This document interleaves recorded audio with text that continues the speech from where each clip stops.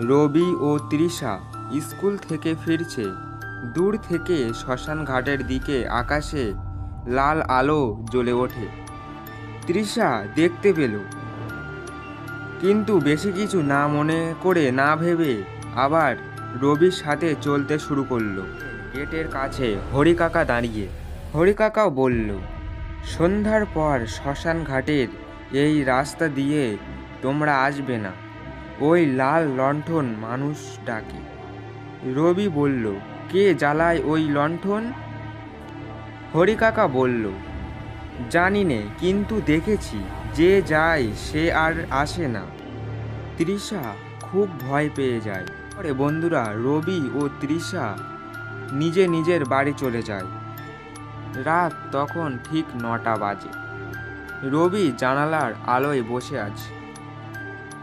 হঠাৎ লাল আলো রবির জানালার সামনে জ্বলে ওঠে। ঠান্ডা হাওয়া বয়ে যায়।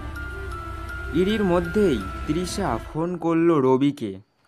তৃষা ফোনে বলল, রবি, ওই আলো আবার তোমার বাড়ির সামনে। রবি বলল, আজ আমি সত্যটা জানবো। ওই রাতে দুজনেই ঠিক করলো শ্মশান ঘাটে যাবে। শ্মশান ঘাট ফাঁকা। রবি ও তৃষা টর্চ নিয়ে ঢোকে। ঝমঝম হাওয়ার শব্দ। হঠাৎ বাতাসে একটি লাল লণ্ঠন মাঝ আকাশে ভাসতে শুরু করে। তৃষা রবিকে বলে, ওই দেখ, আকাশে লাল লণ্ঠন আকাশের মাঝে ভেসে চলেছে। তৃষা কাঁপতে কাঁপতে বলে, রবি, ফিরে চল।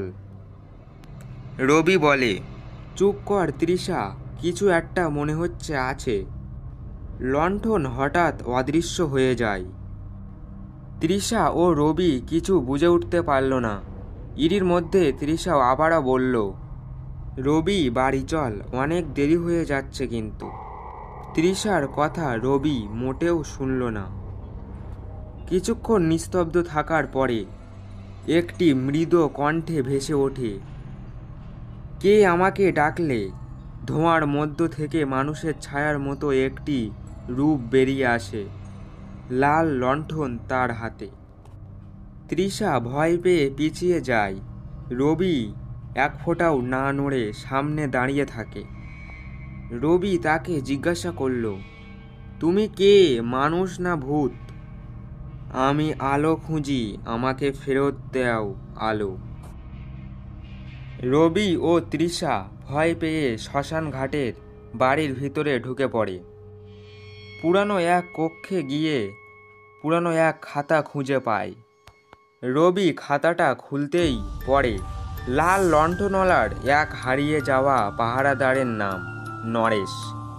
রবি ফিসফিস করে তৃষাকে বলল, এই ভূতটা হয়তো আগের পুরানো শ্মশান ঘাটের পাহারাদার নরেশ। তৃষা বলল, তাহলে সে কেন আমাদের ভয় দেখাচ্ছে?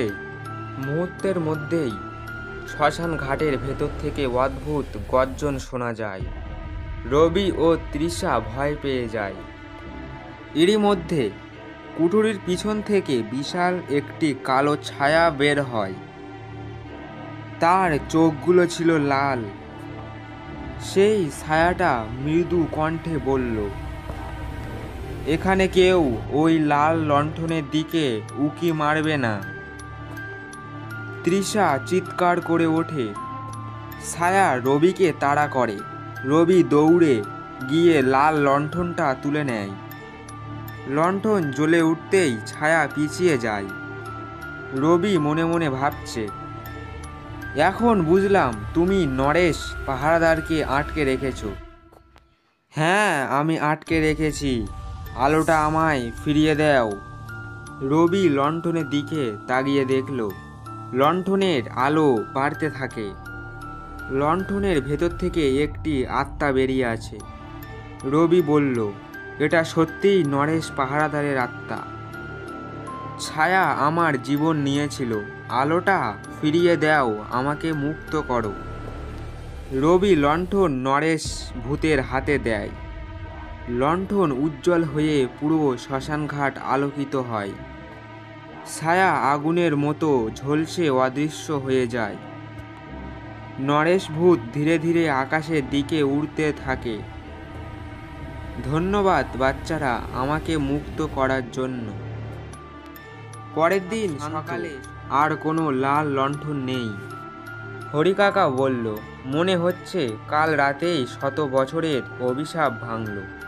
রবি ও তৃষা একে অপরের দিকে তাকিয়ে হাসে। রবি বাড়ি ফেরার পথে শ্মশান ঘাটের দিকে তাকায়। দেখে 2 সেকেন্ডের জন্য একটি লাল আলো জ্বলে মিলিয়ে যায়। বন্ধুরা, কার্টুন ভিডিওটা যদি ভালো লেগে থাকে তাহলে একটি লাইক করে দিও। বন্ধুরা, আরও ভালো ভালো কার্টুন ভিডিও দেখতে চাইলে চ্যানেলটাকে সাবস্ক্রাইব করে নিও। বন্ধুরা, আমি আবারও আসবো আরও একটি ভালো কার্টুন ভিডিও নিয়ে।